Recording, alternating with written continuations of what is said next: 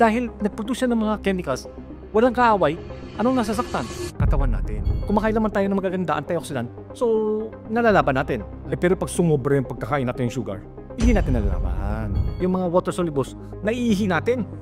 Pero yung ADEK, na-i-store sa fats natin, ang mayari na o-overdose tayo.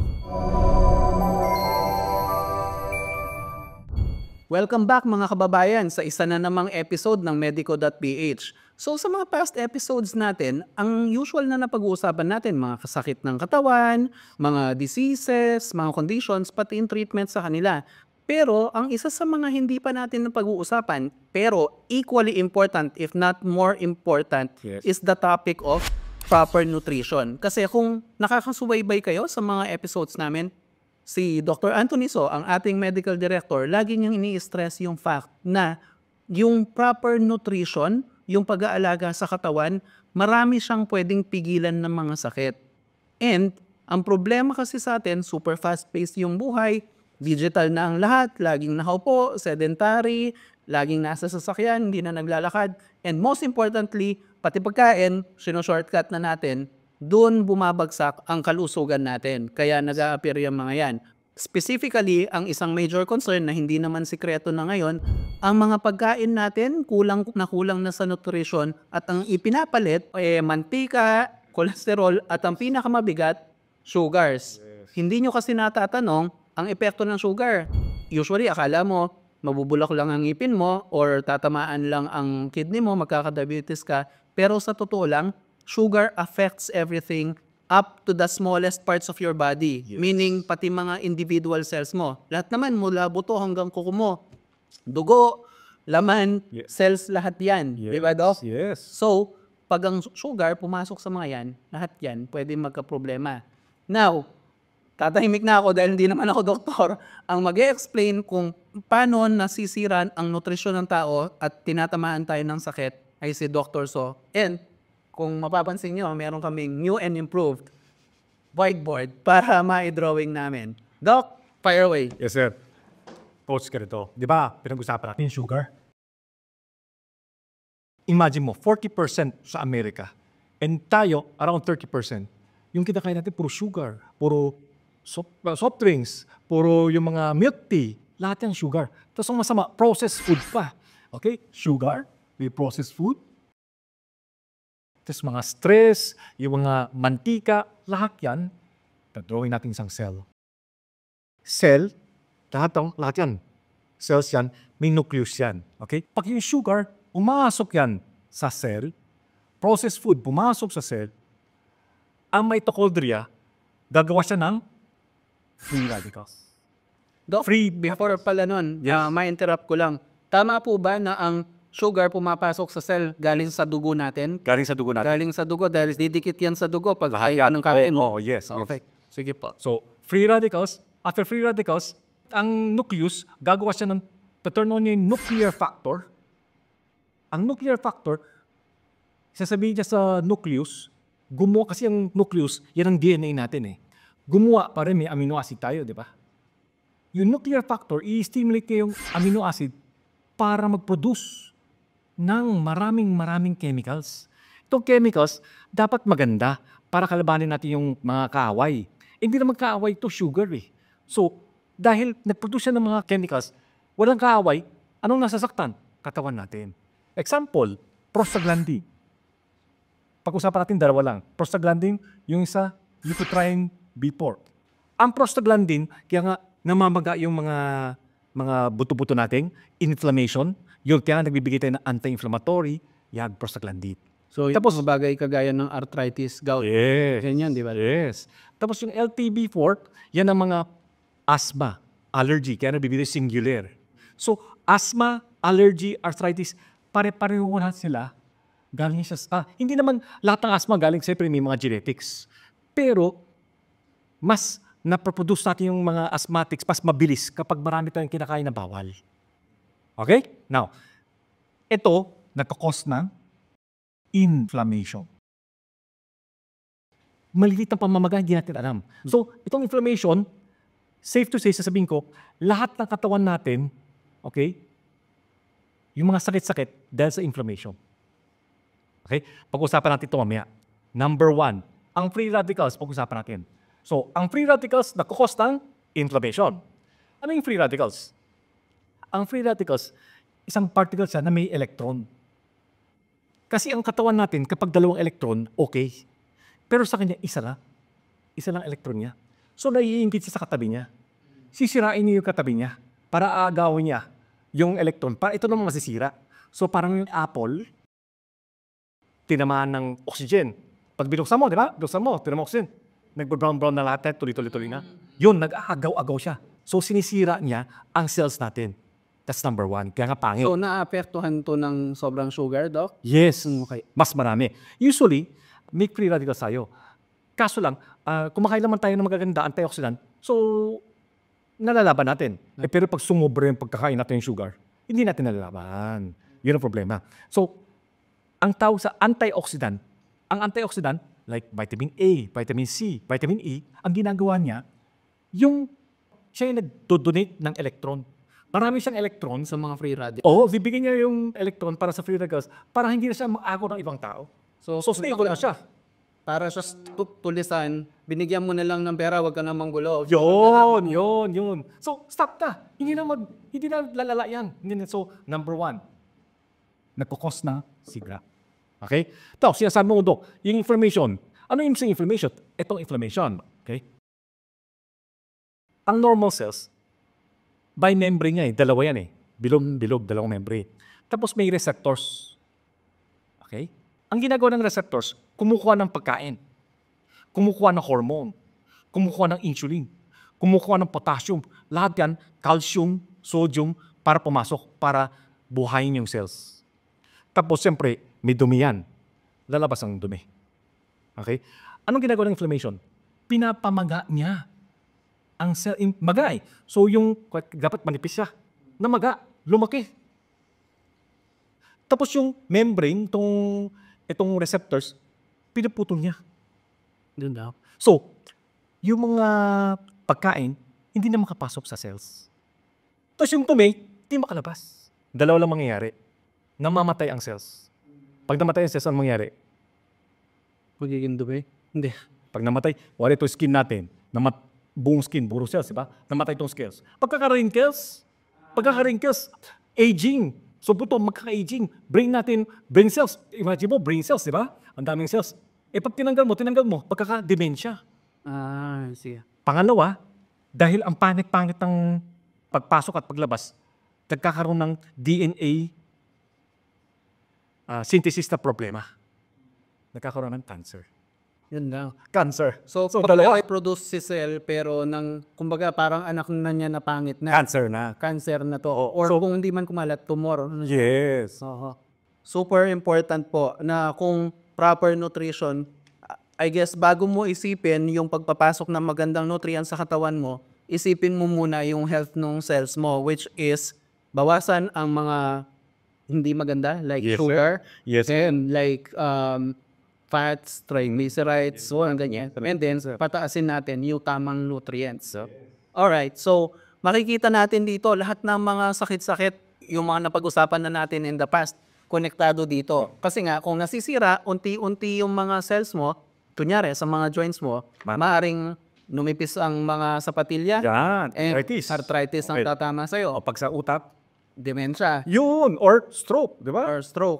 Or sa puso mo, atake naman. Yes. Sa kidney mo, kidney failure. Yun, lahat yan. Lahat ng masasakit sa ulo manggagaling dyan. And Sa kain natin. dahil hindi mo matigilan ng milk tea at soft drinks. Yes, sir. Dahil dyan. Yes, sir. So, ang advice namin, number 1, in this video is about nutrition. But before we get to that, kailangan muna bad out, good in tayo. So, una muna naming diniscuss sa inyo yung nakakakos ng bad bago natin i-cause yung good. At least ngayon, alam nyo na, medyo magpipigil siguro kayo sa sobrang carbs, sa sobrang sugar, hopefully. Pero kumbaga, katulad ng droga at ng online gambling, Tama. yan yung mga mabibigat na Na-addict na tayo. Tama rin kayo. Yes, sir. Yes, sir. Yes, sir. Ako, wala akong moral ascendancy dyan. Medyo, pag nai-stress ako, yung kain, grabe talaga. Coach, maganda ba yung smoking? Hindi maganda. Alam mo, isang cigarette, parang isang hotdog. Yun lang. Isang potato na fries, isang cigarette rin yun. So, pinapakain mo sa anak mo, sigarilyo. So, kumbaga, kung pumunta ka sa fast food resto, in order mo yung isang large, isipin mo, Yossi, lahat yung tok mong yun. Yes, sir. Oh my gosh. So, medyo yari talaga tayo. Anyway, alam na natin, siguro magkaka-separate video tayo ng mga tips kung paano unti-unti na hindi man matanggal lahat, ma-minimize yung addiction natin sa carbs at sugar, pero in the future yon. But for this video, isa-center natin ulit yung discussion about, alam na natin yung bad out, sa good in tayo, sa supplements. So, Doc, sa madaling salita, ano po ba ang mga nutritional supplements? Okay. So, nutritional supplements, hinahati yan sa vitamins and minerals. Usually, estimate sa vitamins, mga 13 vitamins yan eh. Then minerals, ang dami nun. May trace minerals, macro minerals, etc. So, pag sinabing vitamin, galing ito sa mga gulay, prutas, even sa meat ba, Doc? Yes. Vitamins and minerals, galing sa gulay, galing din sa meat. Sa meat. Tapos, galing din sa ating katawan na gumagawa din tayo sariling vitamins. Vitamins. Okay. Ang minerals, Minerals, usually sa gulay. sa gulay ho. Dahil pag inisip mo kasing mineral, galing sa lupa. Exacto. Doc? So, Exacto. nagtatransfer yung sustansya ng lupa sa gulay Yes, sir. na nakakain naman natin. Yes, sir. Yes, sir. Okay. So, Doc, bakit po ba, and I'm sure you've observed this in your practice as a doctor for more than 20 years na, bakit po ba kahit lingid sa kalaman nila, maraming mga tao na medyo below average if not poor ang nutrition?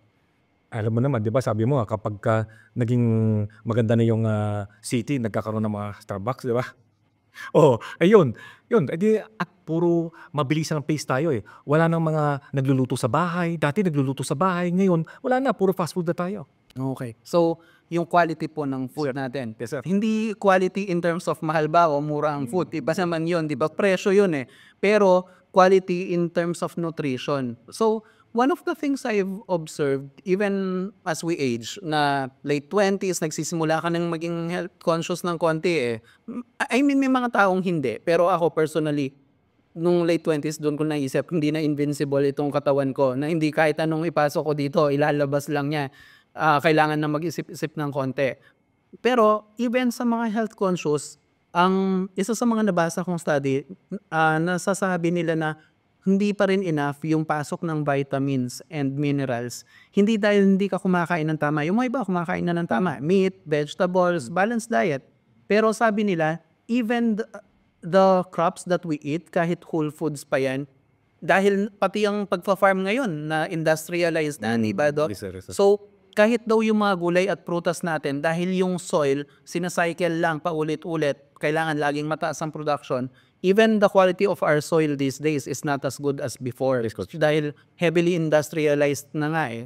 Production, ang goal, hindi yung quality. So, kahit nasabihin mo ang mansanas ngayong 2025, mansanas yan, sabi nila kung 50 years ago, ang nutritional value ng mansanas noon ay ipasa ngayon. Malayo ho, no, Doc? Kasi na-engineer na genetically Yes, sir. para maging mas malaki, mas matamis. Yes, sir. Pero yung nutrients, hindi naisip So, masyado. dati nga, yung mansanas, kung hindi ako nagkakamali, puro buto yun. Puro buto yun. Ngayon, harsulanan. Wala na buto.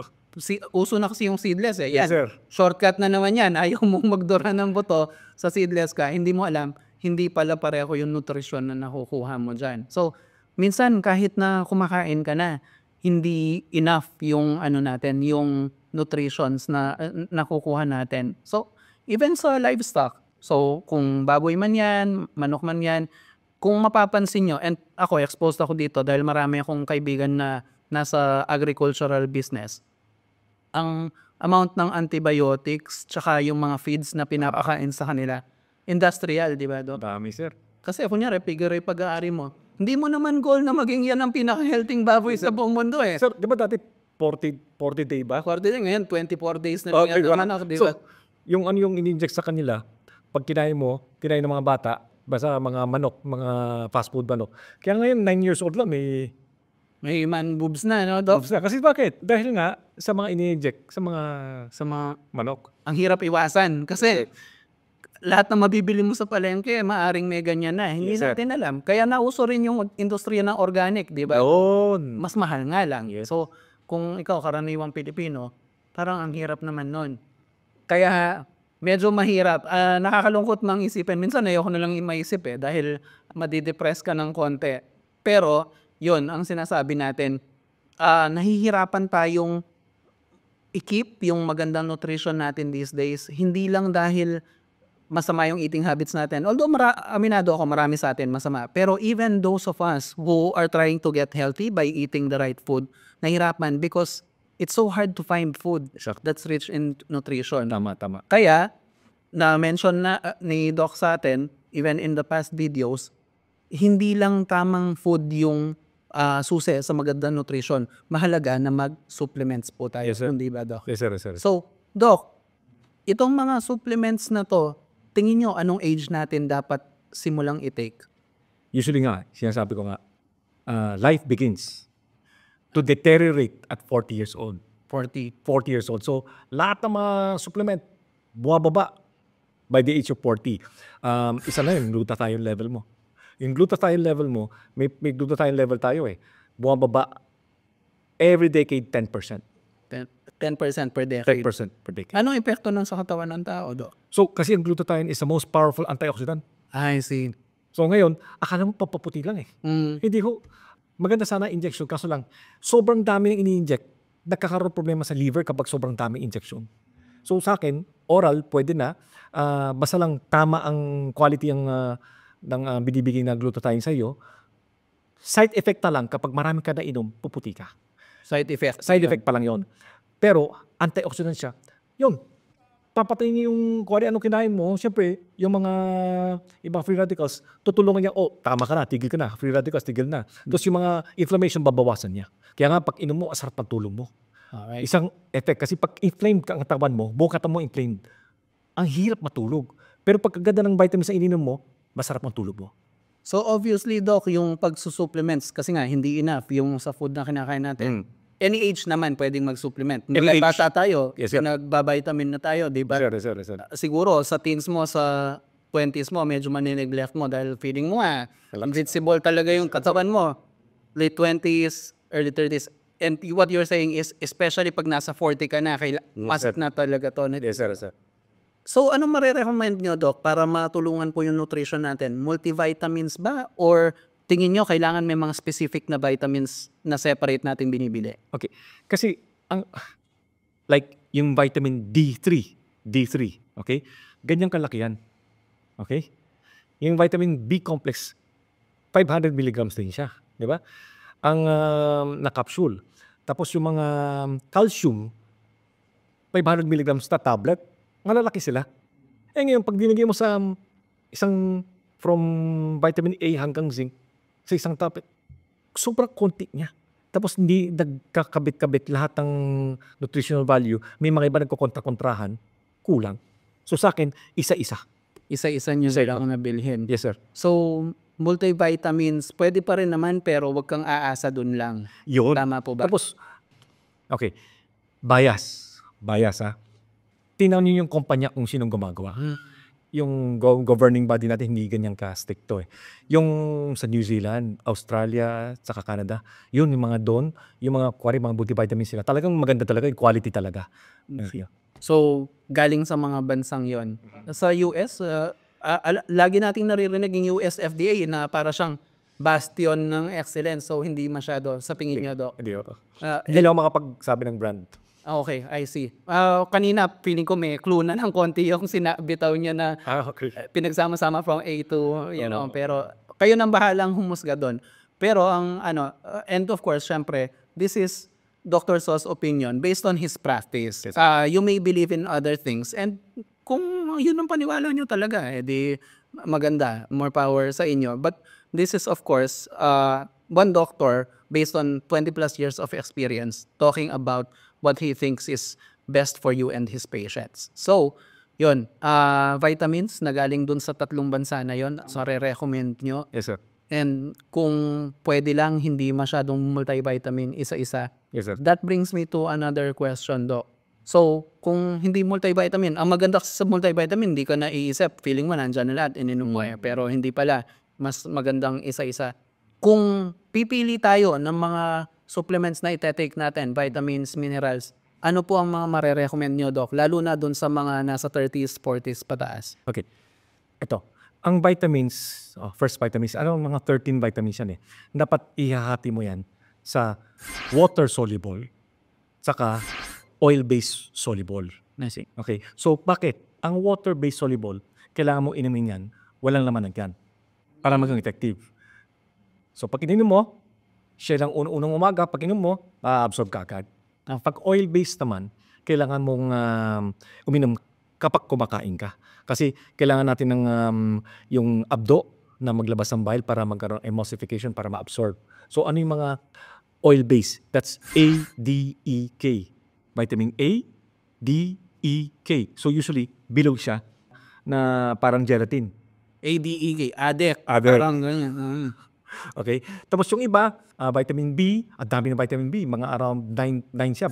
B1, 2, 3, 5, 6, 9, tsaka 12, tsaka vitamin C, lahat yan, water-based soluble siya. So, maganda yan kapag ininom mo, walang laman at yan. So, vitamin B and C, walang laman. Pero pag ADEK, pag may laman ho tayo. Okay. Now, sinasabi ko kasi bakit multivitamin tayo? Kasi may mga bata na medyo mababa ang immune system nila, so nagbibigay tayo ng vitamins. Okay? Then, kapag matanda na, pati mga minerals, like yung mga matatanda, kailangan ng calcium, binibigyan natin calcium. That's mineral. Kapag sa vitamin D, kailangan nila sa buto. Pero surprisingly, ang vitamin D, hindi lang para sa buto. Sa pancreas, sa diabetes, maganda rin siya. Maganda rin siya sa puso natin, maganda rin siya sa utak natin, maganda rin siya sa balance natin. So, vitamin D to sa mga joint pains, maganda rin siya. So, maganda ang vitamin D3. So, usually, yun ang nire-recommend ko kapag matanda na, more than 50 years old, vitamin D3. Once a day, wag lang sobrang dami. Yung ADEK, oil-based siya, na re-retain sa mga fats natin. Yung mga water solubles, naiihi natin. Pero yung ADEK, na i-store sa fats natin, ang mayroon overdose tayo. Pwede yun. No? Yeah. Kahit vitamins lang. Yes. Like yung vitamin A, nagkakaroon problema sa liver kapag marami na nakaila. Tapos yung D, garon din. Tapos yung E and K, lahat yan nagkakaroon ng overdosage. So, sundin lang natin anong recommendation ng doctor natin. Yes, sir. Meron naman sa packaging nila, di ba, Doc, na sa dosage natin. Okay. Hindi dahil tinungga mo lahat yung vitamin na yon, mas healthy ka, hindi. Pwedeng ma-overdose. May mga iba naman, kagaya ng sinabi nito, vitamin B and C, ilalabas din ng katawan. Okay. Mas wala siyang overdosage. Okay. Pero yung vitamin C, kapag may stones ka, stone former ka sa kidney, nagkakaroon ng kidney stone. Yan ka lang, pag uminom ng vitamin C, kailangan lago ka ng lagot ng tubig. I see. Pero siya yung isa sa pinaka maganda sa antioxidant. Tapos, Cancer prevention. yes, tapos maganda siya sa skin. Kasi nagsisimula siya corrective tissue para sa ating collagen. May dalawang klaseng vitamin C. Merong ascorbic acid, merong sodium ascorbate. Mas maganda yung sodium ascorbate. How do you know? Which one is which? Nakasulat sa packaging. Sodium ascorbate. Maganda yung sodium ascorbate. Basta huwag lang overdose, maganda sa katawan mo. Tubig lang. Okay. So, yun. Napakahalaga yung nutrition na yan. Pero, Doc, eto, baka simpleng tanong lang ng layman kagaya ko. Ang dami nitong mga klase ng vitamins na to. Hindi ko naman mainom lahat yan. Hindi ko rin ma-afford lahat yan. Kung ako ang pipili siguro ng 3 na pinakamahalaga dyan, ano yung mare-recommend nyo? Sige. Number 1, D3. Vitamin Important D3. Para sa katawan yan, for health, for bone health, for gut, brain health. Okay? Specific D3, hindi lang D mismo, D3. D3. Okay? Tapos, omega fish oil. Omega fish oils. Omega fish oil. For heart health? Yes, okay. Omega fish oil, okay. Ang daming nare-replace na mo. Una-una nga, gusto mong mag-lab down ng dugo, di ba? Nag-inom pa ng aspirin, di ba? Para lumab daw, di ba? Pag uminom ka ng omega fish oil, nakakapag-lab down ng dugo siya. Pero hindi naman kasing lakas ng aspirin. Okay? Tapos, masakit ang tuhod mo. Yun, maganda siya sa inflammation sa tuhod. Nagbabawas ang pamamaga sa tuhod. Tapos, di ba kailangan mo kasi ang brain natin, composed of fats. So, omega fish oil, maganda siya sa brain. Maganda siya sa heart. Tapos di ba uminom ka ng yung mga pang-atorvastatin o simvastatin para sa cholesterol, nakakatulong siya sa cholesterol, tapos nakakatulong siya sa triglyceride. Mga phenofibrate, ang daming mababawasan ng gamot. Pero hindi bigla-bigla kang magbabawas. Pagka medyo gumaganda na yung laboratory mo, pag nakita ng doktor, saka nila babawasan ng gamot mo. Okay. So omega fish. So hindi siya substitute sa gamot. Hindi. Nakakatulong lang. Nakakatulong.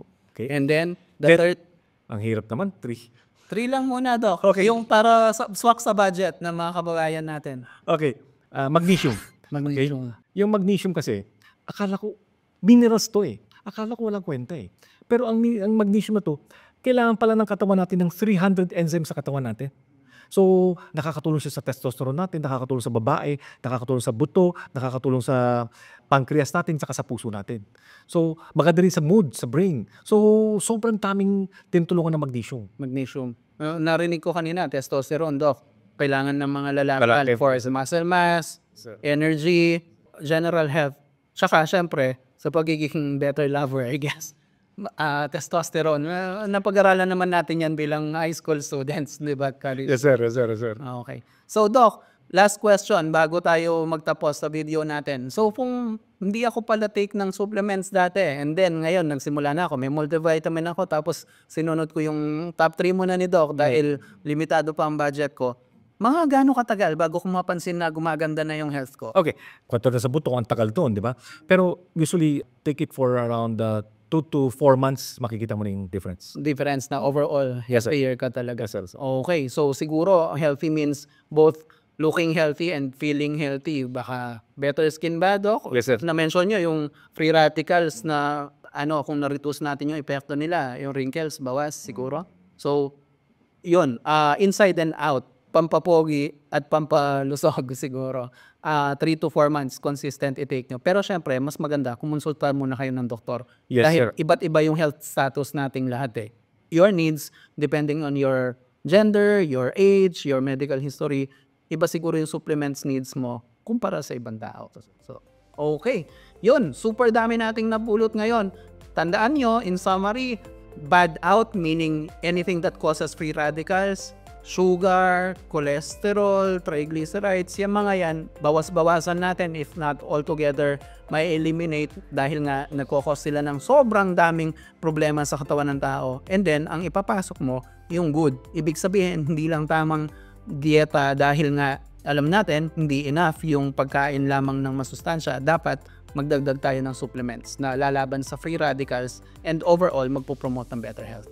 Alright, this has been Glenn, the Managing Director of Medico.ph with my partner, Dr. Anthony So, our Medical Director, saying, stay healthy, stay safe, stay happy, and see you sa next video. Bye-bye!